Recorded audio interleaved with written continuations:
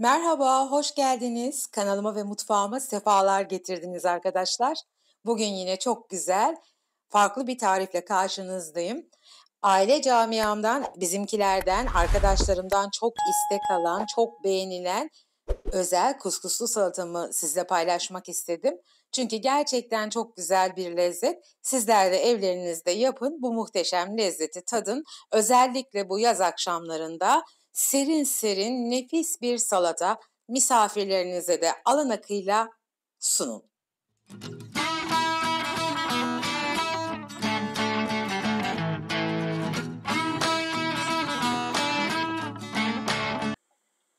Şimdi kaynayan suyumuza birkaç damla sıvı yağ ekliyoruz. Aynı makarna haşlar gibi. Sonuçta kuskus da bir makarna türü. 3 çay kaşığı da tuz atıyorum. Suyum kaynıyor. Kaynayan suyuma şimdi 1,5 su bardağı kuskusumu ilave ediyorum. Bir 10-12 dakika kuskuslarım yumuşayana kadar kaynatacağım. Şimdi bir adet kapya biberimi ince ince doğrayacağım.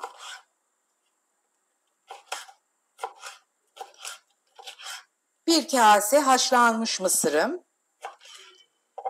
5-6 adet kornişon turşum, 1 adet kapya biberim, 1 tutam 1 avuç kadar dereotum var.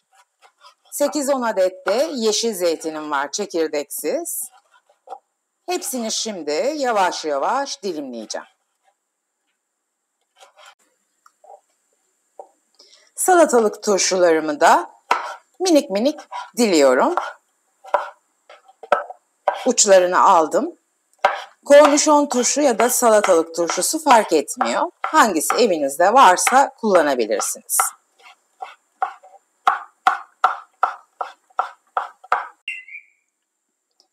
Sıra geldi yeşil zeytinlerime. Ben çekirdeksiz, içi kapya biber dolgulu kokteyl zeytini kullanıyorum. Siz arzu ettiğiniz bir zeytini kullanabilirsiniz. Minik minik doğruyorum. Sıra geldi dereotlarımıza. Dereotlarımızı da minik minik doğruyoruz. Dereotu çok yakışıyor. Arzu edenler taze nane ve maydanozla kullanabilirler. Bütün malzememiz bu kadar. Bir de küçük bir kase haşlanmış mısırım var. Onu koyuyorum. Haşladığım ve soğuttuğum, güzelce süzdüğüm kuskuslarımı ilave ediyorum. Bunları güzelce şimdi bir harmanlayacağım önce. Şimdi tuz miktarı sizin zevkinize bağlı. 1 çay kaşığına yakın tuz koyuyorum. Bütün malzemeyi güzelce karıştırıyoruz. Çok lezzetli olacak. Şu yaz günlerinde serin, buz gibi bir salata.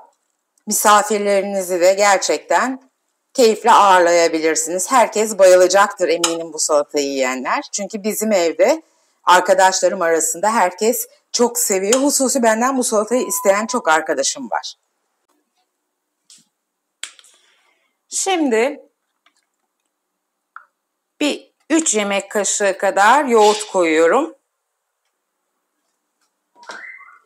2 yemek kaşığı da mayonez koyacağım. Mayonezi koymanızı tavsiye ediyorum. Diyet yapmıyorsanız mutlaka koyun çünkü ekstradan bir lezzet katıyor.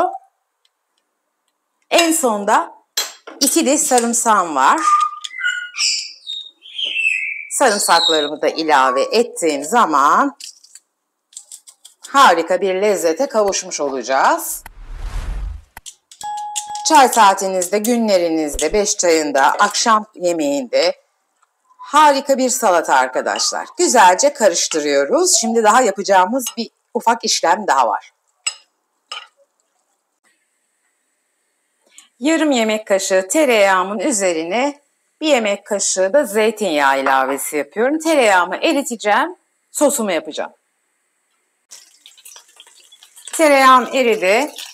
Hemen bir 2 çay kaşığı kadar kırmızı toz biber koyuyorum. Kırmızı toz biberin bu tarz soslara çok lezzet verdiğini biliyoruz.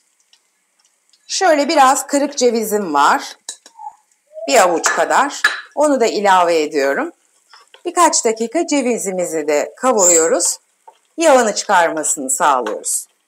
Sosumuz da bu kadar. Salatamı böyle bir kayık tabağı almayı uygun gördüm ben. Siz istediğiniz bir tabağa alabilirsiniz. Çok güzel göründü ve güzel kokuyor arkadaşlar. Eğer bu salatayı şimdiye kadar hiç yapmamış ve denememişseniz sizden rica ediyorum, bana güvenin. Bu tarifi mutlaka evinizde yapıp deneyin arkadaşlar. Salatamı güzelce yayıyorum tabağıma. Şöyle biraz kaşığımın arkasıyla düzleştiriyorum. Üzerine de hazırladığımız bu nefis sosu koyacağız arkadaşlar. Lezzetlendireceğiz. Evet arkadaşlar. Son dokunuş olarak bu harika lezzetli sosumuzu koyuyoruz. Bu sosun zaten lezzet vermediği, yakışmadığı hiçbir salata bilmiyorum ben. Siz de eğer sık yapıyorsanız yaptığınız bütün salataların üzerine tereyağı, zeytinyağı, ceviz, kırmızı toz biber mutlaka serpiştirin. Çok lezzetli oluyor. Salatamız hazır. Umarım tarifimi beğenmişsinizdir ve evinizde siz de denersiniz. Çünkü gerçekten hem şık görünüşlü, hem lezzetli, hem sağlıklı, hem de doyurucu bir salata oldu. Deneyecek olanlara şimdiden afiyet olsun diyorum. Bir sonraki güzel tarifte buluşmak üzere. Kendinize çok iyi bakın ama videomu beğenmeyi, kanalıma abone olmayı ve bildirim zilini açmayı lütfen unutmayın. Görüşmek üzere. Hepinizi seviyorum. Çok teşekkür ediyorum beni izlediğiniz için.